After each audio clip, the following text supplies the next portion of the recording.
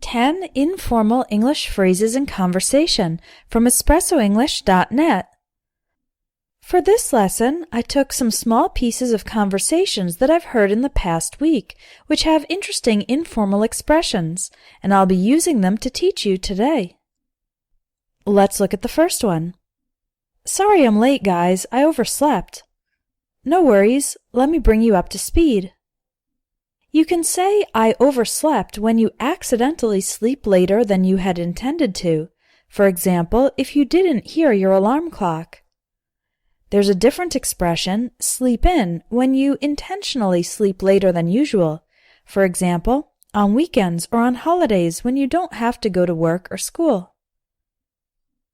Now let's look at the next line in the conversation. No worries. Let me bring you up to speed. The expression no worries means no problem or it's okay. To bring someone up to speed means to give that person updates, tell them the information that they are missing so that they can have a current understanding of the situation. Another way to say this is let me fill you in. Here's another bit of conversation that I heard recently. What are you up to next week? We might go to the beach, but our plans aren't set in stone. What are you up to is an informal way to say what are you doing. You can use it to ask about someone's current activities or about their future plans, as in this example. What are you up to next week? You can also say, what have you been up to lately, to ask about what the person has been doing in the recent past. The response is, we might go to the beach, but our plans aren't set in stone.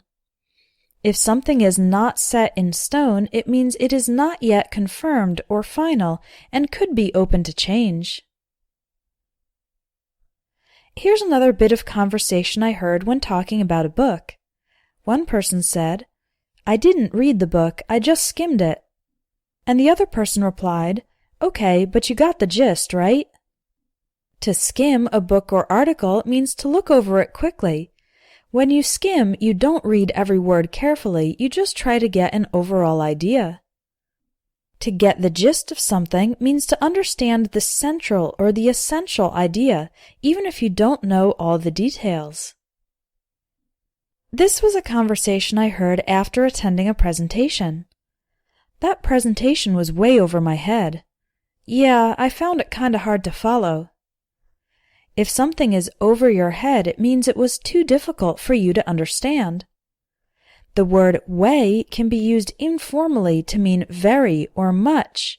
For example, if something is way too expensive, that means it is much too expensive, not just a little bit, a lot. So this person is saying that the presentation was much too difficult for them to understand. The other person responded, yeah, I found it kind of hard to follow. The expression I found it in this context means I thought it was, or my opinion is that it was. And hard to follow means it was difficult to accompany the flow of ideas. The speaker is implying that the presentation was rather disorganized and unclear. Here's our final conversation. It's two people who are talking about a new employee. The third time he screwed up, I almost lost it. You've got to cut him some slack. He's still new. The phrasal verb screw up means to make a mistake or do something incorrectly.